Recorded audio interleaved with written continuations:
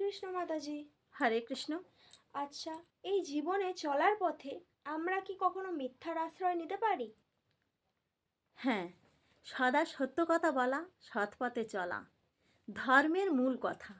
কিন্তু সাংসারিক জীবনে কখনো কখনো আমাদের সত্যকে ত্যাগ করে মিথ্যার আশ্রয় নিতে হয়। যেমন একজন সাধু রাস্তা দিয়ে যাচ্ছিলেন। হঠাৎ তিনি দেখতে পেলেন একটি গরু ঊর্ধ্বশ্বাসে প্রাণপণে সামনে থেকে ছুটতে ছুটতে উত্তর দিকে চলে গেল। তার ঠিক একটু পরেই একজন কসাই একটি অস্ত্র হাতে নিয়ে ছুটতে ছুটতে এসে বলল, এদিক থেকে একটি গরুকে যেতে দেখেছেন? গরুটি কোন দিকে গেছে বলতে পারেন?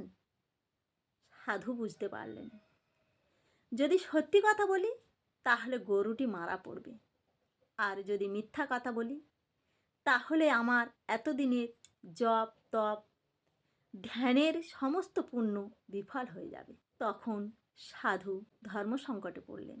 তবুও তিনি নিজের স্বার্থ ত্যাগ করে গরুটিকে বাঁচানো শ্রেয় মনে করে কসাইকে মিথ্যা কথা বলে ভুল রাস্তা দেখিয়ে দিলেন। জানো তো, এখানে সত্য মিথ্যা প্রধান বিচার্য বিষয় নয়, পরের হিত অর্থাৎ পরের উপকার এখানে প্রধান বিচার্য বিষয়। তাই পরের হিতের জন্য সত্যকে ত্যাগ করে মিথ্যাকে আশ্রয় করলেও সেই মিথ্যা ভগবানের কাছে সত্য অপেক্ষা অধিকতর প্রিয় হয়ে ওঠে।